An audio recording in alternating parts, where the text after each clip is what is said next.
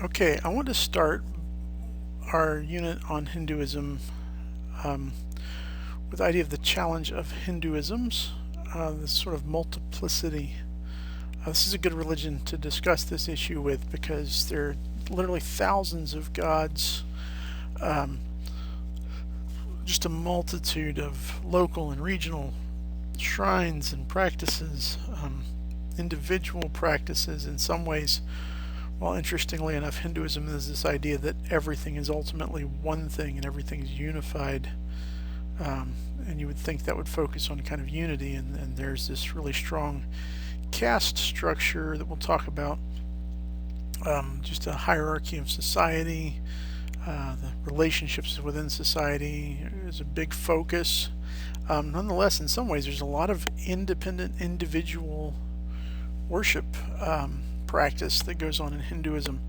So, when I say the challenge of Hinduisms, we'll talk about a challenge on multiple levels as we keep going. But the reason I put that extra S there is because oftentimes religion scholars um, in the postmodern world tend to be averse to the idea of orthodoxies, or the idea that that you could talk about Christianity or Islam or Hinduism or Buddhism, because there's so much diversity, so much difference, so many different expressions of what we would call those things. And there is this postmodern aversion to the idea of an overarching meta narrative, this overarching story that controls everything else. Um, but I think it's really impossible to avoid that, for one thing, and for another, if we don't concede some kind of core to each of these traditions, it becomes very difficult to study them. And if we pretend like there's not a core, then we're kind of lying to ourselves when we say we're studying Buddhism or Hinduism. But anything that randomly calls itself so, we're going to chuck in there with that as a whole group. That said, there are kind of a more, I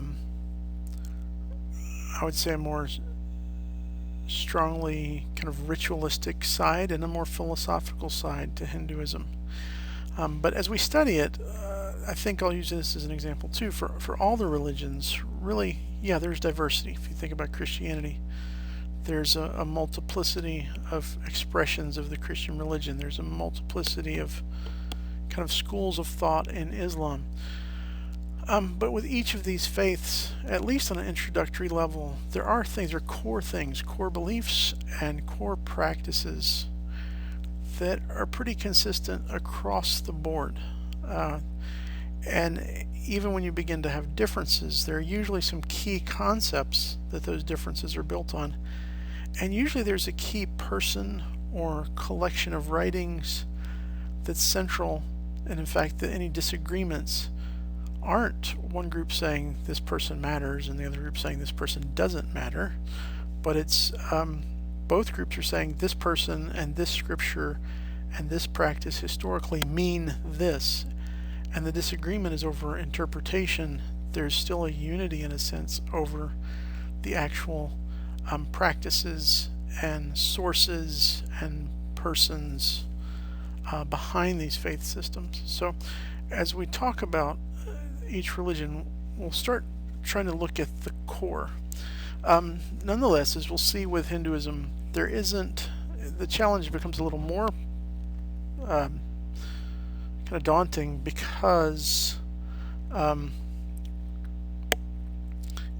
in the Hindu context, there's no one unifying story. There's not even one unifying creation story, like many of us in our context are accustomed to the Abrahamic faiths, Judaism, Christianity, Islam. There's kind of this one story that this God who created everything, who reached out to people through prophets at certain times, did certain things, and is moving towards a specific ending. Hinduism doesn't work that way. There's multiple creation stories. There's almost this sense of a multiverse of cycles to the universe, not just to the human life, that everything comes together as this kind of monism and then explodes out again into this diversity, and then comes back again into this monism and explodes back again into this diversity, just again and again and again through various ages of the universe, and that cycle will start over again. So it it doesn't have that unified one story. Not to say that it doesn't have myths, and we'll look at that, especially look at that a lot this week. The other challenge, I think, besides this tremendous diversity, is that, as Kipling says in his poem, "Oh, east is east and west is west, and never the two shall meet, till earth and sky stand presently at God's great judgment seat." That poem in itself is very Western. The idea of God's great judgment seat. Kipling's writing about his interactions with a Hindu, Indian kind of context. And within Hinduism, there is no sense really of God's great judgment seat, no finality to history.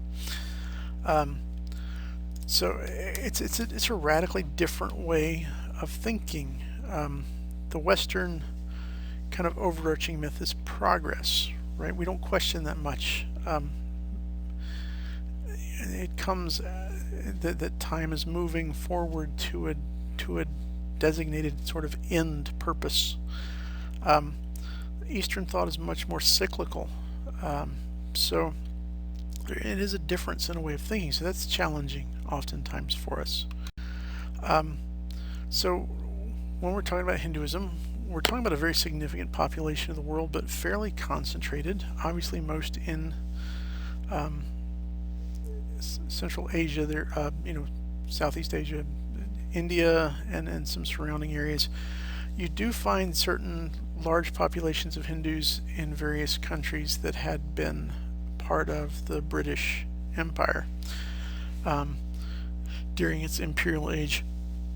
When it said the sun never set on the British Empire, you have these sort of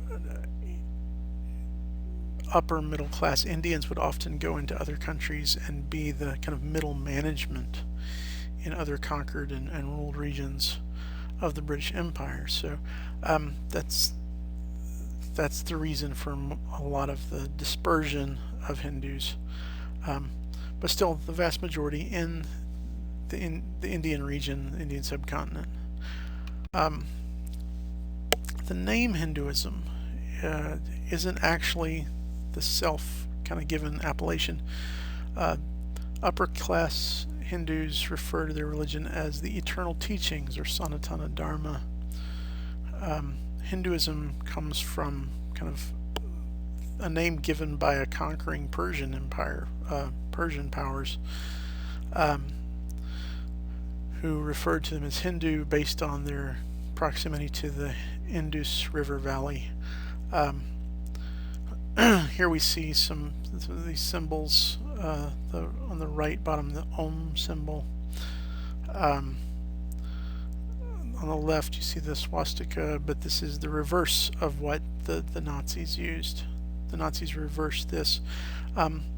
Nazi ideology drew upon one small element of Hindu history and idea of the Aryan race. This is where the Nazis kind of got this concept from.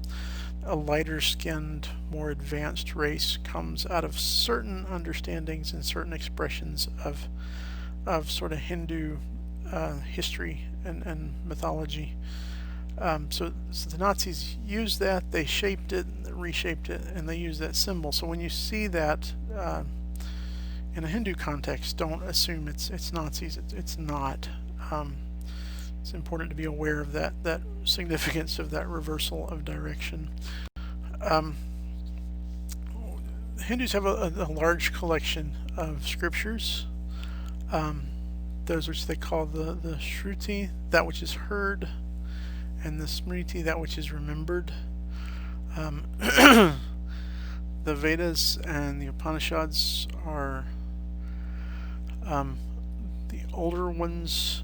I would say oftentimes more philosophical wisdom literature context, though they do have certain elements of kind of a sacrificial system that's prevalent in them, and we'll mention that. the Ramayana, the Mahabharata, the Puranas, these are mostly kind of mythological stories like you might be familiar with from other kind of polytheistic religions, where you have these stories of gods and heroes and magical weapons and quests and wars and things like this. We will read a synopsis of the Mahabharata and a portion of it, the Bhagavad Gita, which is very important. We'll talk about that more in a minute. But just the scope of Hindu scriptures make it very daunting to approach with any level of expertise. You'll read in the kind of summary of the Mahabharata how long the Mahabharata itself is, and it's not the only epic. So just understand that there's just a huge collection of scriptures, because there's no one like founder, no set one story. These are collections of peoples coming together in a region, conquering, being conquered, religions being brought together, unified, shaping each other. It's a very long history in that sense.